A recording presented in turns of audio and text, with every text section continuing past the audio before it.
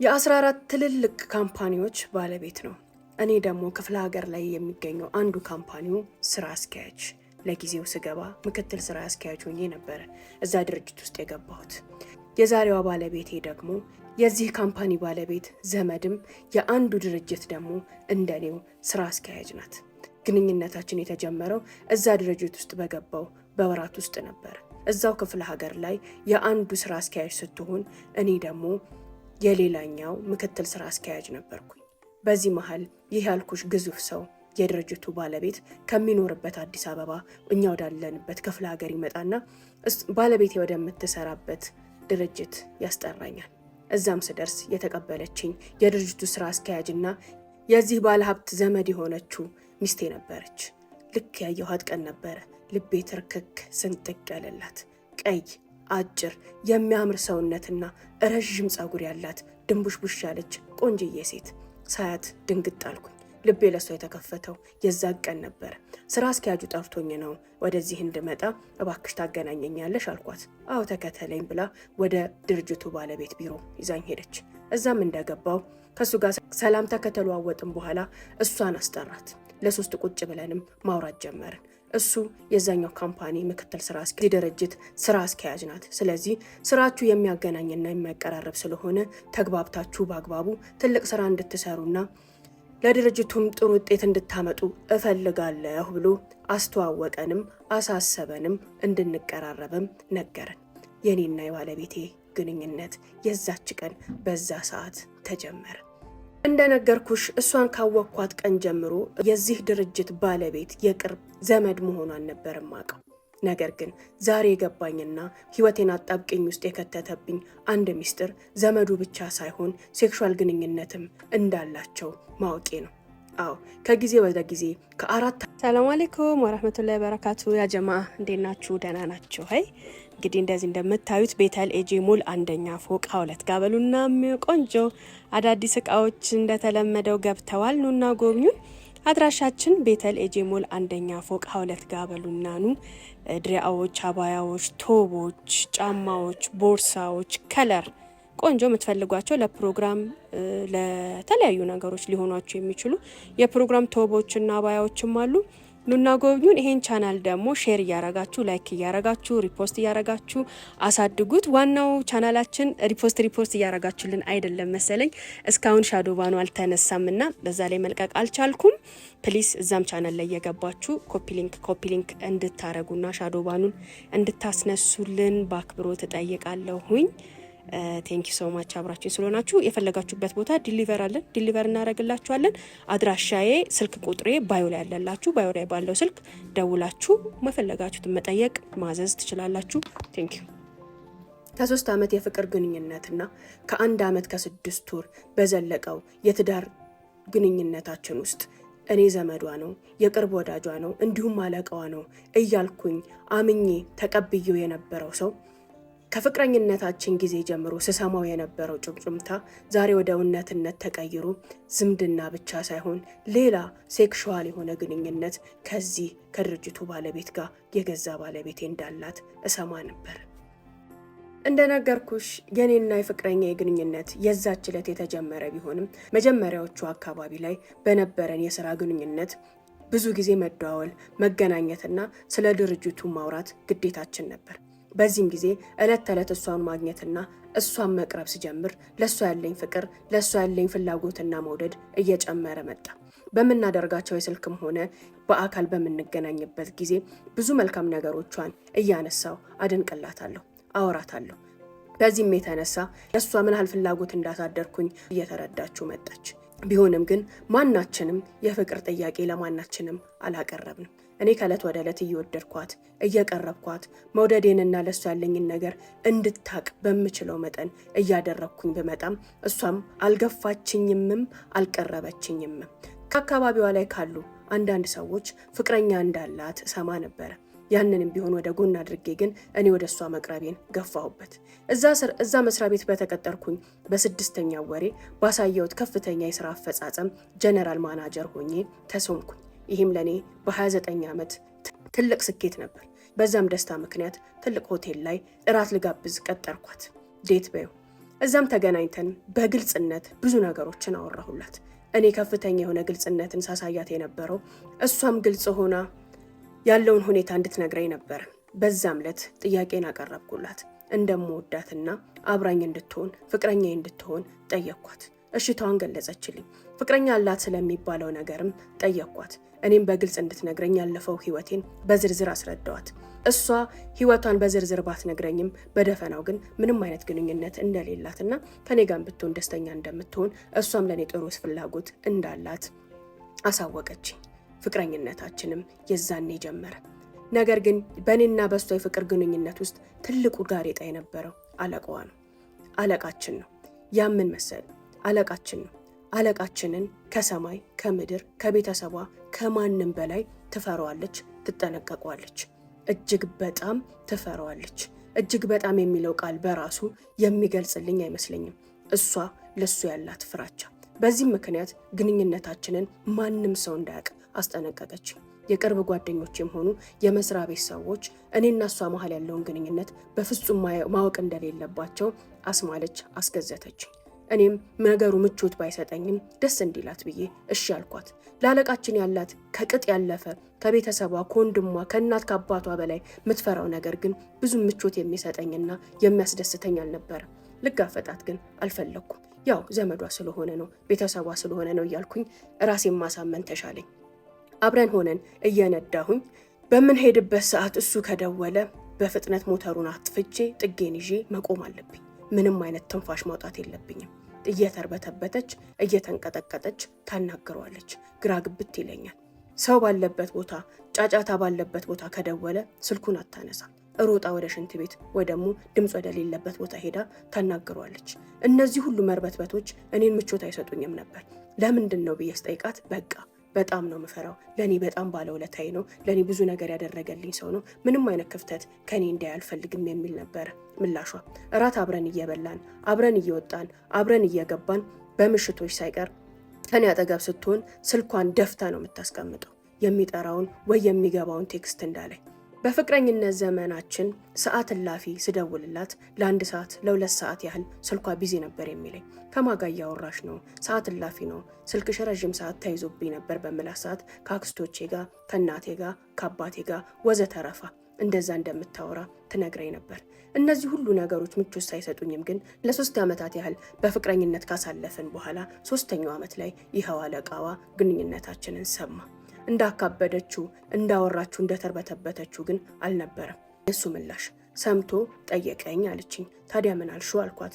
ምንም እውነት ነው ጓደኛሞችንን ፍቅረኛሞችንን አልኩት አለችኝ።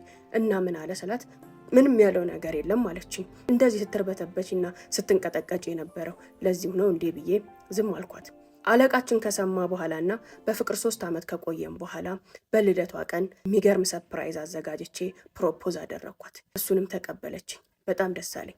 ፕሮፖዝ ካደረኳት ከጥቂት ቀኖች በኋላ 2 ባለሀብቶችን 1 ባለስልጣን ጨምሬ ሽምግልና ወደ ቤተሰቦቿ አላኩኝ። ሽምግልናዬም ተቀባይነት አግኝቶ ለሰርግ ቀን ተቆጠረ። በዚህ መሃል ግን አንድ የቅርብ የስራ ባልደረባዬ ወደ እኔ መታ አንድ ነገርን ሹክ አለችኝ። አንድ ነገር ልነግርህ እፈልጋለሁ አለችኝ። ምንድን ነው አልኳት። ፍቅረኛ ከአለቃችን ጋር ሴክሹዋል ግንኙነት እንዳላት ይወራል። ምናልባት ይሄ መረጃ ከጠቀመህ ብዬ ነው ከትዳር በፊት ብላ መታ ነገረችኝ። ይህን በምትነግረኝ ሰዓት አራስ ነብር ሆንኩኝ። በጣም ተናደድኩ። እንዴት ብትደፍሪኝ፣ እንዴት ብትንቅኝ ነው ስለ ፍቅረኛዬ ነገ ላገባት ስለተዘጋጀኋት ሴት እንደዚህ አይነት ወሬ አምጥተሽ ለኔ የምትነግሪኝ ብዬ አመነጫጭቄ ካጠገቤ አባረርኳት። ነገር ግን ይሄ ንግግር እሷ ወርውራው ብትሄድም እኔ ጋር እንደ ቀልድ ተወርውሮ አልቀረም። ብዙ ጥያቄዎችን ፈጠረብኝ። እሱ ሲደውልላት የምታሳየው ሪያክሽን፣ እስከዛሬ በፍቅረኝነት ዘመን ስናሳልፍ ያሳየች ነገር ሁሉ ፊቴ መጥቶ ይረብሸኝ ጀመር። ይህች የስራ ባልደረባዬ ፍቅረኛዬ ወይም አሁን ላገባት የተዘጋጀኋት ሴት ከአለቃችን ጋር ዘመዴ ነው ባለውለታዬ ነው ከምትለው ሰው ጋር ሴክሹዋል ግንኙነት አላት ብላ ስትነግረኝ እሷን አመነጫጭቄ ሰድቤ ባባረራትም ለኔ ግን ከዛሽ ቀን ጀምሮ ምንም አይነት ሰላምና እረፍት አልተሰማኝም ነበር። ብዙ ነገሮችን ወደ ኋላ ተመልሼ ማሰብ ጀመርኩኝ። ይቺ የሥራ ባልደረባዬ ያለችኝን ነገር እንዳላምን ፍቅረኛዬን ከ3 ዓመት በፊት ሳገኛት ድንግል ነበረች። ታዲያ እስከ ዛሬ ድረስ ድንግልናዋን ጠብቃ የቆየች ሴትና ፍቅረኛ አላት እየተባለ ውሸት ሆኖ በንጽህና ያገኘኋት ሴት እንዴት ነው ከአለቃዋ ጋር ከዛም ባለፈ ደግሞ ከምትወደው ዘመዷ ጋር እንደዚህ አይነት ግንኙነት ሊኖራት የሚችለው? ሀሜታ ነው፣ የሰው ወሬ ነው አልኩኝ። ሁለተኛ ደግሞ እሱ ሲደውልላት የምታሳየው መርበትበት፣ ድንጋጤዋ፣ ፍራቻዋ ከማንምና ከምንም በላይ ለሱ ያላት እርብትብትነት፣ ስልክ በሚደውልበት ሰዓት እሱን የምታናገርበት ቶን፣ የምትጠነቀቀው ጥንቃቄ፣ አብረን በምንሆንበት ጊዜ ስልኳን ደፍታ የምታስቀምጠው ሰዓት እላፊ ረዥም ሰዓት የምታወራቸው ነገሮች ሁሉ ፊቴ እየመጡ ለምን ኋይ ዘመዷ ከሆነ አለቃዋ ከሆነ ከኔ ከፍቅረኛዋ ጋር ተቀምጣ በዚህ ደረጃ የምትፈራው የምትርበተበተው ነገር ምንድን ነው እያልኩኝ ጥርጣሬን ያባብሰዋል። ሶስተኛ ደግሞ በአንድ ወቅት አብረን በሆንበት ሰዓት ግንኙነት ላይ ሆነን የሱን ስም ጠርታለች። በዛም ሰዓት እንደዚህ ያልሽኮ ያለቃችንን ስም ከኔ ጋር ሆነሽ ጠራሽ በመላስ ሰዓት ሸምጥጥ አርጋ ክዳኛለች። እኔም ጆሮዬ ይሆናል ብዬ ራሴን ዋሽቼዋለሁ። ያም ነገር አሁን ወደ ኋላ መልሶ ጥርጣሬን ወደ ከፍተኛ ደረጃ አደረሰብኝ። ነገር ግን የሰርጉ ዝግጅት ተጀምሮ ሽምግልና ተልኮ በጣም የምወዳትና የማፈቅራትን ሴት ላገባ ዝግጅት ላይ ነኝና ይሄ የሰይጣን ስራ ነው፣ ሁሉን ነገር ጆሮ ዳባ ብዬ ወደ ትዳር ልግባ አልኩኝና ትዳራችን ሆነ። ትዳር ውስጥ በገባን በወር ውስጥ ወደ አዲስ አበባ አካባቢ ኤንጂኦ ላይ ከዚህ የተሻለ ቆንጆ ደሞዝና ጊዜ የማገኝበት ስራ አገኘሁኝ። እሷም ወደ አዲስ አበባ ዋናው ቅርንጫፍ አለቃችን እንዲቀይራት አድርጋ እኔም ስራዬን ለቅቄ የኤንጂኦ ስራውን ጀምሬ ወደ አዲስ አበባ መጣን። ትዳራችንን ቀጠልን። በዚህ ጊዜ እኔ ሰፊ ሰዓትና ሰፊ ጊዜ ነበረኝ። ከስራዬ አንጻር ጥሩ ደሞዝ የማገኝበት ስራ ቢሆንም ሰፊ ሰዓት ስለነበረኝ ባለቤቴም ጠዋት ወጥታ ስራው ላይ የምትገባ ሴት ስለሆነች ሁሉንም የቤቱን ኃላፊነት እኔ ወሰድኩኝ። ቤት ከማጽዳት፣ ምግብ ከማብሰል፣ ልብስ ከማጠብ ጀምሮ እሷ ስራው ላይ ስትመጣ ሁሉን ነገር አጠናቅቄ እጠብቃታለሁ። ለእሷ ጥሩ ባል ለመሆን፣ ተንከባካቢና አፍቃሪ ለመሆን፣ ታማኝና ምርጥ ወንድ ለመሆን እማላደርገው ነገር አልነበረም። በወቅቱ እሷን በዚህ በጣም ደስተኛ ነበረች። ነገር ግን አለቃችን ጋር የምትፈራው ነገር፣ ከአለቃችን ጋር ያላት ቅርርብ አሁንም እንደቀጠለ ነበር። በፈለገው ሰዓት ከቢሮ ሄዶ ይዟት እንደሚወጣ የቢሮ ባልደረቦቿ ይነግሩኛል። ይሄ ነገር ምቾት አይሰጠኝም። ከኔ ጋር ሆና እሱ ሲደውል ወይም እሱን ስታወራ አንዲት ባለትዳር ሴት ከሌላ ወንድ ጋር ቺት ስታረግ ባሏ የደወለባትን ያህል ከኔ ጋር ሆና ከባሏ ጋር ሆና አለቃችን ሲደውል የምታሳየው ሪያክሽን ልክ እንደዚህ አይነት ነበር። ይህ ሁሉ ነገር እየረበሸኝና እያናደደኝ መጣ። ከዛም አልፎ እኔ የቤቱን ኃላፊነት ሁሉ ነገር ስሸፍንላት እሷ ሁሉንም ነገር እርግፍ አርጋ ተወቹ። ሌላው ቀርቶ የለበሰችውን ልብስ እንኳን ሶፋ ላይ ወርውራ የምትገባና የምትበልታ የምትተኛ፣ ከዛም ባለፈ ጠዋት ተነስታ የፈሰሰ ውሃ እንኳን ሳታቃና ልብሶቿን ቀይራ ሌሊት የለበሰቻቸውን ቢጃማዎች ሶፋ ላይ መነታትላ የምትሄድ ሴት ሆነች። ይሄ ነገር ከቀን ወደ ቀን በጣም እያበሳጨኝና እያናደደ ይመጣ። ምን እያደረግሽ ነው? እኔ እኮ አንቺ እንዳትደክሚ እንዳትለፊ ኃላፊነትሽን ልወጣ ብዬ አደረግኩኝ እንጂ ሁሉንም ነገር ሸፈንኩልሽ እንጂ በዚህ ደረጃ ስንፍናን እንድታሳይኝ እንድትሰንፊና ሙሉ ለሙሉ ቤትሽን እንድትረሹ አይደለም። ምግብ አታበስልም፣ ቤት አትጠርግም፣ ምንም የምታረገው ነገር የለም። ሀውለት ጠዋት ትወጣለች፣ ሌላው ቀርቶ የለበሰችውን ቢጃማ ሶፋ ላይ ወርውራ፣ ማታ ትገባለች፣ የዋለችበትን ልብስ የሆነ ቦታ ወርውራ። በቃ እንደዛ ነበር ህይወታችን። ያ ነገር እያናደደኝ ሲመጣ እኔም መናገርና መቆጣት ጀመርኩኝ። ኃላፊነትሽን እየዘነጋሽ ነው፣ ሴትነትሽን እየተውሽ ነው፣ ምን እየሆንሽ ነው ማለት ጀመርኩኝ። ቢሆንም ግን እሷ ምንም አይመስላትም። በቃ የሴትነት ወጉን ማዕረጉን ነገር አለሙን ሁሉ ትውት አድርጋ ተወችው። ስራ ስራ ስራ። አንዳንዴ ድንገት ወደ ቢሮዋ ይሄዳለሁ። የስራ ባልደረቦቿ አሁን አለቃ ይዟት ወጣ እኮ አልነገረችህም እንዴ ይሉኛል። ያ ምቾት አይሰጠኝም። በተለያየ አጋጣሚ ቢሮ ስደውል አሁን አለቃ ይዟት ወጣ እኮ አላወክም እንዴ? እነዚህ ንግግሮች በጣም እየተደጋገሙብኝ መጡ። በዚህም ጸብ ውስጥ እየገባ መጣ። ይህ አለቃሽ ምንድን ያለው ነገር? በስራ ሰዓት ይዞሽ የሚሄደውስ የት ነው? ቢሮን በምመጣ ሰዓት አላገኝሽም፣ ሁሌም ከሱ ጋር ወጣች ነው፣ እሱ ላካት ነው፣ ከሱ ጋር ሄደች ነው፣ ይሄ ነገር ምንድን ነው እያልኩኝ በምናገርበት ሰዓት ጭራሽ ከዘመዴ ጋር ልጠረጥረኝ ነው እንዴ? አርፈ ተቀመጥ የሚል ምላሽ ትሰጠኝ ነበር። በዚህ በጣም እየተጣላን እየተጨቃጨቅን ስንመጣ በቃ አንቺም በዚህ ነገር እኔ ደስተኛ አይደለሁም፣ አስቢበት፣ እኔም ላስብበት፣ ለ15 ቀን ክፍለ ሀገር ቤተሰቦችሽ ጋር ደርሰሽ ነይ ብዬ ወደ ክፍለ ሀገር ላኳት። እሷ እሷን በሄደችበት ወቅት ስላሳለፍነውና ስላለነው ጉዳይ እያሰብኩኝ ሁሌም ወክ ማረግበት ቦሌ መንገድ ላይ ወክ እያረኩኝ ባለሁበት ሰዓት የአለቃችንን የኔ ድሮ አለቃይን የሚስቴን ደግሞ ዘመድና አለቃ የሆነው ሰው የቤቱ ሼፍ መንገድ ላይ ታገኘኛለች። ወደ ሱፐርማርኬት እየሄደች ነበር። እኔንም ስታገኘኝ ከዚህም በፊት እንተዋወቃለን ያዝ አደረገችኝና እባክህ ይሄ ሰውዬ የራሱን ትዳር በትኖ የሰውን ትዳርም እየበተነ ነው፣ ትዳርህን ጠብቅ፣ ቤትህን ጠብቅ፣ ሚስትህን ጠብቅ ብለውኝ ሄዱ። እኚህ እናት እሳቸው ይህን ነገር ሲሉኝ በጣም ደነገጥኩኝ። እሳቸው ማለት የአለቃችንን ውስጠ ምስጢሩን፣ ገመናውን፣ ሁሉንም ነገር የሚያውቁ ሰው ናቸው። የቤቱ ሼፍ ናቸው። ቤት ማን ይመጣል፣ ማን ይወጣል፣ ማን ይገባል፣ ሁሉም ነገር ከእሳቸው አያልፉም። እሳቸው ይህን ንግግር ሲናገሩኝ አንድ ነገር ቢያውቁ ነው፣ አንድ ነገር ቢያዩ ነው ብዬ እርግጠኛ ሆንኩኝ። ምንድን ነው ማዘር ስላቸው ምንም አትጠይቀኝ ከዚህ በላይ፣ ትዳራችሁን ጠብቁ፣ ቤታችሁን ጠብቁ፣ እሱ የራሱን ትዳር በትኑ የሰዎችንም ትዳር እየበተነ ነው ብለውኝ ጥለውኝ ሄዱ። አለቃችን ትዳሩን በትኖ የሚኖር ሰው ነው። ከዛም በላይ ብዙ ለወጣትነት እድሜ የደረሱ ሴቶችን በተለያየ ጊዜ እያመጣ የሚያባልግ ሰው ነው። የብዙ ሰው እንባ፣ የብዙ ሰው ሐዘን ያለበት ሰው ነው። ምንም ያህል ሀብታም ቢሆንም በሀብት የተንበሸበሸ ትልቅ ሰው ቢሆንም በስነ ምግባር ግን የዘቀጠና የወረደ ሰው ነው። ይህንን እኔም ጠንቅቄ ያውቃለሁ። እኚህ ሴት ይህን ነገር ሲሉኝ አንድ ነገር አለ ማለት ነው ብዬ ውስጤ እርግጠኛ ሆነ። ሚስቴም ስትመጣ ቆርጬ ጠበቅኳት።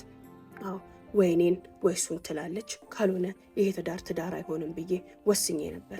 ከ15 ቀን በኋላ ቆይታ ስትመጣ ቤታችንን በደንብ አጸዳድቼ ጥሩ ራት ሰርቼ ለመወያየት አመቼም እንዲሆን ያስደስቷትን ነገሮች ሁሉ አድርጌ ጠበቅኳት። መጣች። ስታየው ደስ አላት። በላን፣ ጠጣን። ጥሩ ጊዜ ካሳለፍን በኋላ እንድናወራ ወሬውን ጀመርኩት። ይኸውልሽ እኔ ከዚህ ሰውዬ ጋር ያለሽን ግንኙነት ፈጽሞ አልወደድኩትም። እየሰማኋቸው ያሉትም ነገሮች ትክክል አይደሉም። ያለቃን ሼፍ አግኝቻት እንደዚህ ነገር ብላኛለች። ከተለያዩ ቦታዎችም እንደዚህ አይነት ወሬዎችን ሰምቻለሁ። አሁን ወሬዎችን ሰምቻለሁ በዚህ ወጥቶ በዚህ ገብቶ ለልጅ ሳይሆን ምቾት እየሰጠኝ ስላልሆነ ወይ እሱን ወይ እኔን ምረጪ። ይሄ ስራ ይቅርብሽ፣ ሌላ ስራ ያዢ፣ ትዳርሽን አርፈሽ ምሪ። በዚህ ቁስለት ውስጥ በዚህ ጥርጣሬ ውስጥ ከዚህ በኋላ መኖር አልፈልግም። እወድሻለሁ፣ አከብርሻለሁ። ከዛም በላይ ለቤትሽ ሚስት ሁኚ፣ ሴት ሁኚ፣ አብሲ፣ አጽጂ። እንደ ማንኛውም ኢትዮጵያዊ ባለትዳር ወልደን በስነ ስርዓት እንኑር። እኔ ባልሽ ነኝ፣ ታዘዥኝ አልኳት። በዚህም ሰዓት አይ በፍጹም ከዘመዴ ጋር ልትለየኝ አትችልም፣ ከስራዬም ልታፈናቅለኝ አትችልም። ምረጭ ካልከኝም እኔ ዘመዴን ብዙ ውለታ የዋለልኝን ሰው እንዲሁም ስራዬን እመርጣለሁ ብላኝ ቁጭ አለች። ዛሬ ከተለያየን 15 ቀን ሆኖናል። በዚህ አጣብቅኝ ውስጥ ነኝ። ወደ ፍቺን ፕሮሰስ እየሄድኩኝ ነው። እቺን ሴት አባብዬ ባለችበት ሁኔታ አምኛት ህይወቴ ውስጥ ይዣት መቀጠል አለብኝ ወይንስ ፍቺውን አድርጌ ከዚህ ህይወት መውጣት አለብኝ? እውነተኛ ነኝ ወይስ ተሳስቻለሁ? በጥርጣሬ ነው ትዳሬን እየበተንኩ ያለሁት ወይስ እያየሁና እየሰማሁት ያለው ነገር ሁሉ እውነት ነው? መርፌና ክር ሆነው ግዴታ ባይኔ ማየት አለብኝ ወይ እያልኩኝ እየተጨነኩ ነው። ምትሉኝን በሉኝ።